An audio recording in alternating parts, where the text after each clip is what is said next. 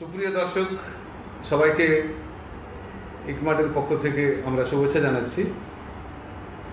আমরা ইতিমধ্যেই হয়তো সবাইকে জানাতে পেরেছি, সমবায় ক্ষেত্রের সঙ্গে যারা যুক্ত, যে ইকমার্ট যে প্রশিক্ষণ কেন্দ্র, সেই প্রশিক্ষণ কেন্দ্রের পক্ষ থেকে সমবায় কথা নামে একটি ইউটিউব চ্যানেল শুরু করা হয়েছে। তাতে সমবায় ভিত্তিক বিভিন্ন বিষয়াদি নিয়ে আলোচনা হবে। ইকমার্টে যেহেতু প্রশিক্ষণ কেন্দ্র, প্রশিক্ষণ বিষয়ক বিভিন্ন বিষয়াদি, বিশেষজ্ঞদের বক্তব্য ইত্যাদিও তুলে ধরার চেষ্টা হবে। আপনাদের মতামতও আসবে, সেই মতো আমরা এগোনোর চেষ্টা করব। আজকে আমাদের এই আর্থিক বছরে 2024-25 প্রথম আপনাদের সামনে আমরা এসেছি।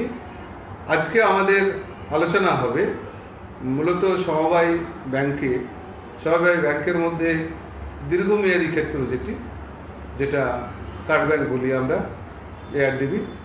দীর্ঘমেয়াদী ক্ষেত্রে আমাদের রাজ্যে ঋণের দাদন এবং তার আদায় বিষয় নিয়ে সবাই জানেন যে আমাদের যে দীর্ঘমেয়াদী ব্যাংকগুলি আছে, সেই ব্যাংকগুলি অর্থাৎ এআরডিবিগুলি কৃষিক্ষেত্রে মূলত ঋণ দেয়। এছাড়াও নন ফার্ম বিভিন্ন ক্ষুদ্র শিল্পে ঋণ বা অন্যান্য সার্ভিস হোল্ডারদের ঋণ, বিভিন্ন ঋণ দিয়ে থাকে মূলত কৃষিক্ষেত্রেই। তো আজকে আমাদের সঙ্গে আলোচনায় আছেন শ্রী দেবাশিস দত্ত। দেবাশিসবাবু আমাদের আবিষ্কার ব্যাংকের ডিজিএম এবং দীর্ঘদিনের তার অভিজ্ঞতা। তিনি একজন প্রশিক্ষকও বটে। তিনি দীর্ঘমেয়াদী ক্ষেত্রে ঋণের দাদন আদায় এই বিষয়ে তার অনেক অভিজ্ঞতা। তো দেবাশিসবাবু, আমরা প্রথমে বিষয়টা আমরা দর্শকদের জন্য আলোচনা করব যে অন্য আলোচনার আগে যেটা বলা যে সদ্যই 2023-24 শেষ হয়েছে, আমরা এপ্রিলের একদম শুরুতে। এখনও পরিষ্কার চিত্র আসেনি, কিন্তু যেটুকু শুনে মনে হচ্ছে চারিদিকের খবরাখবর, এইবারে সার্বিকভাবে সমবায় ক্ষেত্রের ঋণ আদায়ের অবস্থা খুব একটা আশাব্যঞ্জক মনে হচ্ছে না। বিশেষ করে এআরডিবিগুলিতে, দীর্ঘমেয়াদী ব্যাংকগুলিতে যেটুকু মনে হচ্ছে প্রত্যাশা মতো রিকভারি কিন্তু হয়নি। তো আপনি তো কাছ থেকে দেখছেন দীর্ঘদিন ধরে, তা আপনার কি মনে হচ্ছে যে এটা কোনো বিশেষ কোনো কারণ আছে? আর্থিক বৎসরের মতোই আপনি ঠিকই বলেছেন। 2023-24-এর যা আমরা ফলাফল দেখলাম, তাতে এমন কিছু পরিবর্তন নেই, প্রায় একই ধারায় এই আর্থিক বৎসর শেষ হয়েছে। তো আমি এই সংখ্যান একটু দর্শকদের সুবিধা, তাতে আমাদের যে দীর্ঘমেয়াদী ক্ষেত্রে যে সমবায়ের ব্যাংকগুলো রয়েছে, কার্ড ব্যাংক নামে যে রাজ্যে 24টা কার্ড ব্যাংক আছে বিভিন্ন জেলায়, এবং আমাদের apex bank, West Bengal state cooperative agriculture and rural development ব্যাংকের যে দুটো ব্রাঞ্চ আছে, মূলত দুটো ডিস্ট্রিক্ট অফিস দার্জিলিং এবং পুরুলিয়া জেলাতে, তাদের আন্ডারেও আবার টোটাল 11টা ব্রাঞ্চ আছে। এই সব কর্মকাণ্ড মিলিয়ে তার সম্মিলিত ফলাফল হচ্ছে অ্যারাউন্ড আমরা গ্রাউন্ড লেভেল, অর্থাৎ একেবারে জেলা স্তরে রিকভারি বা আদায়ের শতাংশ পার্সেন্টেজ প্রায় 40% মতন পৌঁছেছে। আর ঋণ দাদন একদম গ্রাসরুট লেভেলে এই 24টা পিসিআরডিবি এবং যাতে বলে থাকি আমরা, এবং আমাদের দুটো ব্রাঞ্চ দিয়ে যা হয়েছে, তাতে মোটামুটি 315 থেকে 16 কোটি মতন একটা প্রাথমিক আমরা দেখতে পাচ্ছি। ফাইনাল আমাদের অডিটের পাবলিকেশনের সময় পরিপূর্ণ চিত্রটা পাওয়া যাবে, তবে এর ধারকাছেই থাকবে, যেটা প্রত্যেকবারের আশেপাশের মতোই রয়েছে। এমন কিছু মানে খুব কমেও যায়নি বা খুব বেড়েও যায়নি।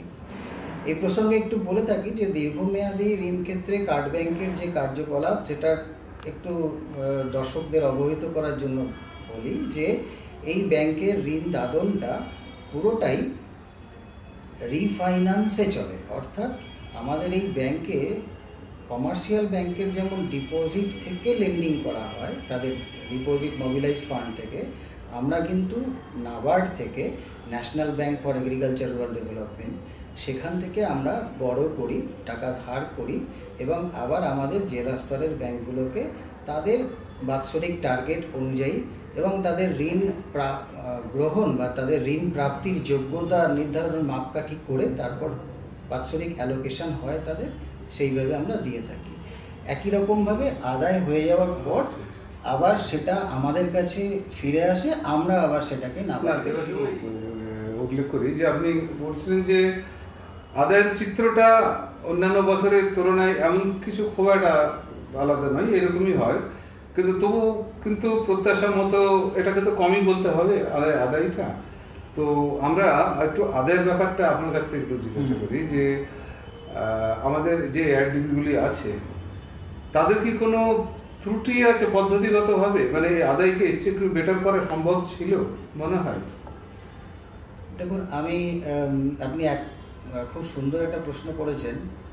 এটা আমাদের অনেকেরই সম্মিলিত প্রশ্ন যে যে আদায়টা হচ্ছে এটাকে আরেকটু বেটার করা যায় কিনা। যথেষ্ট আছে। আমি আমার কাজের অভিজ্ঞতা থেকে বলি যে আমাদের যে টোটাল 24টা পিসিআরডিবি আছে এবং 2টো ব্রাঞ্চ আছে, তার মধ্যে যে প্রথম সারির 8-9টি ব্যাংক আছে তাদেরকে যদি আমরা বাদ দিই, বাকিদের অধিকাংশই ক্ষেত্রে আমি নিজে প্রত্যেকটি ব্যাংক ধরে ধরে বিশ্লেষণ করে তাদের সঙ্গে যোগাযোগ করে বুঝেছি যে আদায়ের জন্য যে ধরনের পদক্ষেপ, যে ধরনের পদ্ধতি অনুসরণ করা হয় সেটা বহু প্রাচীনকাল থেকে চলে আসছে। অর্থাৎ এই ব্যাংকগুলো তারা এখনো পর্যন্ত যুগোপযোগী কোনো কর্ম পদ্ধতিতে নিজেদেরকে মানানসই করে নিতে পারেনি। আরেকটু পরিষ্কার করে বলতে গেলে যে যদিও বহু জায়গায় কর্মচারীর সংখ্যা কমে গেছে, কিন্তু তার থেকে আমরা অনেক সুবিধাজনক জায়গায় এসেছি। এখন প্রযুক্তিগত ব্যবহার কিন্তু অনেক বেড়েছে আগের থেকে। তো সেই প্রযুক্তিটাকে ঠিক মতন ব্যবহার করে বছরের একদম শুরু থেকে দিন গুনে গুনে ফলো আপ করে যে কীভাবে একটা সুন্দরভাবে কর্মপদ্ধতি আদায়ের পদ্ধতিটাকে ঠিক করা যায়, সেটা কিন্তু বহুবার আমরা বহু ক্ষেত্রে কিন্তু ইকমার্ট যেখানে বসে এইমাত্র আমরা কথা বলছি সেখানে একটা প্রশিক্ষণের বিভিন্ন কোর্স সারা বছর ধরে চলে। আমরা এআরডিবি থেকে এদেরকে নিয়ে আসি, তাদেরকে বলার চেষ্টা করছি। কিছু কিছু ক্ষেত্রে উন্নতি এখানে আপনাকে একটু জানাই যে প্রযুক্তির কথা আপনি বলছেন, এমনি তো এআরডিবি ক্ষেত্রে তারা কৃষিক্ষেত্রে ঋণ দেয়, তারা বিভিন্ন ক্ষেত্রে পানের বরজ কিংবা ট্রাক্টর বা পাম্পসেট বা এই ধরনের ঋণ দেয়, বা কোথাও কোথাও ক্ষুদ্র শিল্প। এইখানে আজকাল একটু থামাই, আপনি এখনই বলছিলেন যে আধুনিক প্রযুক্তির ব্যবহার বা আমাদের এআরডিবিগুলো এখনো একটু চিরাচরিত পদ্ধতিতে আদায় করে, আর একটু ওদের উন্নত পদ্ধতি। তো তারা তো কৃষিক্ষেত্রেই ঋণ দেয়, ট্রাক্টর দেয় কিংবা পাওয়ার টিলার দেয়, পাম্পসেট দিচ্ছে বা মিনি ট্রাক ইত্যাদি। তো এই ক্ষেত্রে আধুনিক প্রযুক্তির ব্যবহারটা। আপনার প্রশ্নের উত্তরে বলি যে দেখুন, এখন এই মুহূর্তে আমাদের অনেকটা কাজ এগিয়ে গেছে। সেন্ট্রালাইজড ফিনান্সিয়াল সলিউশন বলে একটা ইন্টিগ্রেশনের কাজ চলছে সমস্ত পিসিআরডিবি তার সঙ্গে। অর্থাৎ একেবারে প্রত্যেকটা লোনি মেম্বারের প্রত্যেক বছরের ডিমান্ড, তার বকেয়া কিস্তি, তার হাল কিস্তি কতটা রয়েছে, কতটা কবে তার ডিউ ডেট কারেন্ট লোনগুলোর ক্ষেত্রে, এগুলো প্রত্যেকটা আমরা কিন্তু এখান থেকে জানতে পারব। এটা কিন্তু আগেও জানতে পারতাম আমরা ডিউ ডেট ধরে। এখন দেখুন মোবাইলের ব্যবহার হয়েছে, এখন প্রত্যন্ত গ্রামে একটা কৃষকের হাতেও কিন্তু শুধু মোবাইল নয়, একটা অ্যান্ড্রয়েড ফোনও পর্যন্ত আছে, এবং এরা কিছু ক্ষেত্রে সোশ্যাল মিডিয়ার কিছু প্ল্যাটফর্মও ব্যবহার করতে কিন্তু পারদর্শী। একই সঙ্গে যে আগে যেটা আমরা দেখিনি, ইভেন আমি যখন চাকরিতে ঢুকেছি তখনও দেখিনি, যে সারা বছর ধরে কৃষকের হাতে কিন্তু এখন কিছু না কিছু আর্থিক সংস্থান থাকে। তারা চাষের উপরে নির্ভর করলেও তারা কিন্তু অনেক কৃষক চাষের পাশাপাশি আরও অন্যান্য আয়ের সংস্থানের সঙ্গে যুক্ত। এই খোঁজ খবরগুলো রেখে প্রত্যেকটা লোনি মেম্বারের একটা করে যদি ডেটাবেস সুপারভাইজাররা এবং ব্রাঞ্চ ম্যানেজাররা তৈরি করেন, খুব সংক্ষেপে এক্সেল শিটে হোক বা তাদের কনভেনিয়েন্ট একটা ফর্মের মধ্যে, এটা প্যাকেজের মধ্যে নয়, প্যাকেজ থেকে ডিমান্ড বার করে লোনি মেম্বারের সঙ্গে তথ্য দিয়ে একটা করে যদি ডেটাবেস তারা তৈরি করেন, এবং তার সেই লোনগুলোর এনপিএ কবে হয়েছে, এনপিএ হওয়ার সম্ভাবনা আছে কিনা, কত টাকা আদায় না করলে পরে 31শে মার্চ আসলে পরেই ওটা এনপিএ হয়ে যাবে, তাহলে আমাকে অতটুকু টাকা মিনিমাম আদায় করে নিতে হবে। এই জিনিসগুলোকে একটা সুন্দর ব্যবস্থাপনার মধ্যে যদি এনে নিয়ে কাজটা করা যায়, তাহলে পরে কিন্তু কর্মচারী সংখ্যা কম হওয়া সত্ত্বেও কিন্তু আমরা আদায়ের পথ ইয়েটাকে অগ্রগতিটাকে যেটা আমরা যদিও চিরাচরিত পদ্ধতি এইভাবে করলে হয়তো অনেকটা উন্নতভাবে ডেটাটা তৈরি করা যায়। তো আমরা যেটা জানি বা দেখেছি যে কোনো এআরডিবির সুপারভাইজারের কাছে তার লোনি মেম্বারের একটা তালিকা থাকে, ডেটাবেসটা তার জানে না যে কারা কারা লোনি, কিন্তু অভিজ্ঞতা হচ্ছে যে আদায় করতে গিয়ে আদায় হচ্ছে না, এটাই তারা বলেন যে মানুষ দিতে চাইছেন এটাকে, এবার কি করবো, বা প্রায়ই বলেন যে মামলা করলে মানে মামলা ঠিক এগোয় না, মামলা করে কি করবো, আইনি পদ্ধতিতে যাবো কিনা। এবার এটাও একটা প্রশ্ন যে কত মামলা করা যাবে, কত এই জায়গাটা সম্পর্কে আপনি কি বলবেন, তাদেরকে পরামর্শ কি দেবেন? দেখুন, মামলা করার ব্যাপারটা হচ্ছে শেষ সংস্থান, অর্থাৎ আমি যখন আমার সমস্ত মানে যেটা আমরা ইংরেজি পারসুয়েসিভ মেজার্স সমস্ত যখন ফেল করে তখন আমরা কোয়ার্সিভ মেজার অর্থাৎ লিগ্যাল মেজারের দিকে যাই। কিন্তু পারসুয়েসিভ মেজারেই কিন্তু ব্যাংকের 90% রিকভারি হয়। এটা দর্শকদের জন্য আমি বলে রাখি যে আমরা আমাদের যেভাবে কাজ চলে তাতে দেখেছি যে টোটাল কালেকশানে টোটাল রিকভারি 90% কিন্তু পারসুয়েসিভ মেজারে হয়, কথা বলা, পার্টি নিজের ইচ্ছা ইত্যাদিতে জমা পড়ে। 10% হয়তো লিগ্যাল মেজার্সের দিকে যেতে হয়।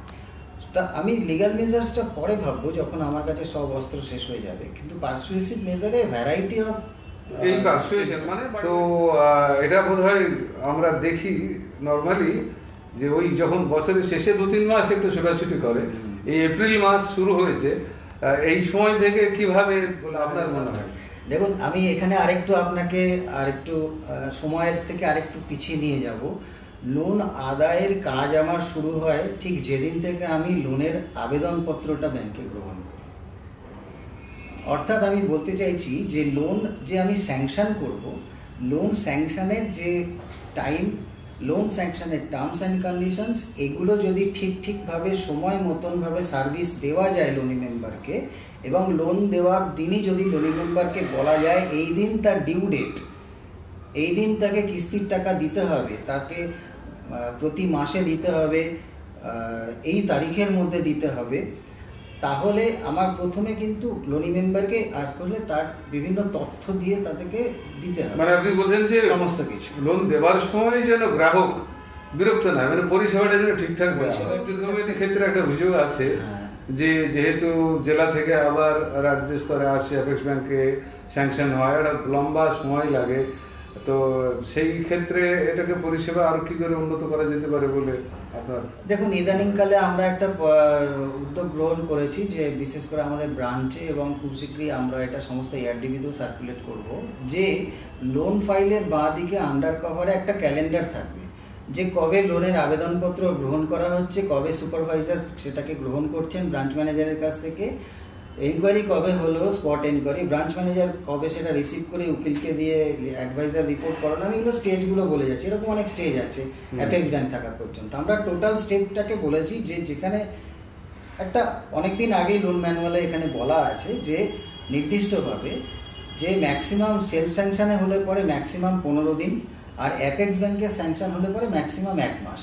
এইটা একটা থাম্ব রুল মোটামুটি চলে। এই পরিষেবাটা দিলে কিন্তু মানুষের কাছে তো একটা বার্তা যায়। আপনি অন্যান্য কমার্শিয়াল ব্যাংকে খোঁজ নিন। কমার্শিয়াল ব্যাংকে এখানে একটু বলে রাখি দর্শকদের অবহিত করার জন্য যে এখানে কমার্শিয়াল ব্যাংকে যেমন ব্রাঞ্চ ম্যানেজারের কিছু নিজস্ব পাওয়ার দেওয়া থাকে, ডেলিগেট করা থাকে, যে অ্যাপ্লিকেশন আসলে উনি নিজের পাওয়ারেই লোনটাকে স্যাংশন করে দিতে পারেন।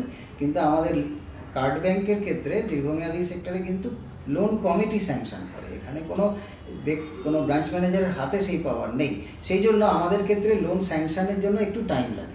আচ্ছা, আমরা কিন্তু রিকভারির আলোচনায় ছিলাম, আপনি যেহেতু লোনের মধ্যে চলে এলাম, কারণ আপনি বললেন যে লোন দেওয়ার প্রসেসটাও রিকভারির পার্ট। তো মানে এই এপ্রিলে আমি চাইছি যে আমাদের এআরডিবির যারা সমবায় ক্ষেত্রের সঙ্গে যুক্ত তাদের কাছে একটা বার্তা যাক, আপনি যদি কিছু সাজেশন দেন যে এই এপ্রিল থেকেই আগামী বছরের জন্য তারা বিশেষ করে ঋণ আদায়ের জন্য কিভাবে প্রস্তুতিটা নেবে। দেখুন, আমি দর্শকদের যারা দীর্ঘমেয়াদী যুক্ত আছেন, যারা গ্রাহক এবং কর্মচারী, আমি আমার অভিজ্ঞতা থেকে বলি, সেটা হচ্ছে যে সুপারভাইজাররা যেভাবে এপ্রিল থেকে কাজ শুরু করতে পারেন, যে তাদের টোটাল যে লোন ডেটাবেসটা রয়েছে, অর্থাৎ টোটাল লোনি মেম্বার তারা যা হ্যান্ডেল করেন, তাকে মূলত আপনারা প্রাথমিকভাবে 3টে ভাগে ভাগ করতে পারবেন। 1 নম্বর হচ্ছে PA অর্থাৎ পারফর্মিং অ্যাসেটস, তার একটা লিস্ট আপনারা বানাবেন। নেক্সট আসছে PNPA অর্থাৎ potential NPA, potential non performing asset. এটার মানে হচ্ছে যে আপনাদের নজরে মনে হচ্ছে যে এইগুলো NPA হয়ে যেতে পারে, পুরোপুরি PA নয় তারা, এরকম একটা লিস্ট বানাবেন। আর একটা বানাবেন NPA অর্থাৎ যেগুলো অলরেডি NPA হয়ে গেছে। NPA এর জন্য আলাদা করে আমরা মানে তার নিয়ম আছে, আপনারা অনেকেই জানেন, আমি সেই দিকে যাচ্ছি না। এবার এই লিস্টগুলো বানানোর পর আমাদের এই প্রথম কাজ হচ্ছে যেগুলো PA আছে সেগুলো যাতে PNPA এর দিকে না যায়।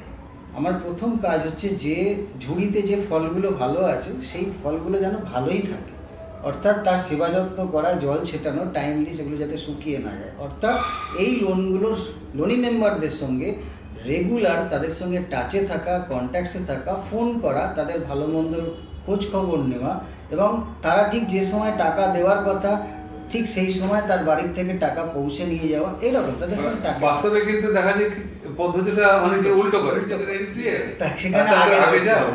যারা ভালো আছে তো ভালোই আছে, ওদেরও তাগাদার গেছে। কিন্তু যেটা আপনি বলছেন যে না, ভালোদেরকে তাগাদা কিন্তু রাখতে হবে, তাদের সাথে সংযোগটা রাখতে হবে।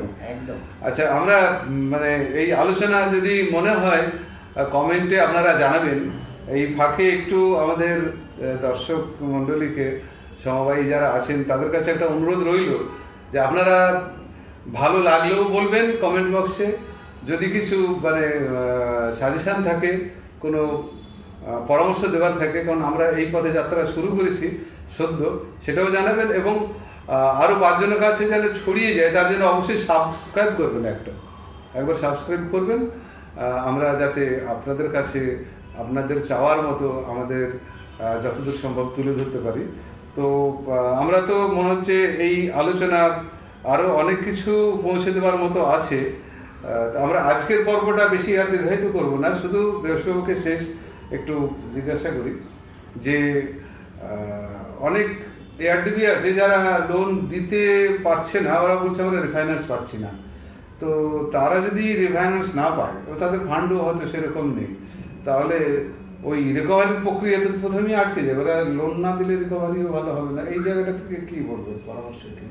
দেখুন, অ্যাপেক্স ব্যাংক থেকে কিছু ঋণ গ্রহণের অর্থাৎ তার পরিমাণ সে কতটা পাবে, অর্থাৎ তার নিজস্ব লোন স্যাংশনিং পাওয়ার কিন্তু কিছু প্যারামিটারাইজড করে দেওয়া আছে।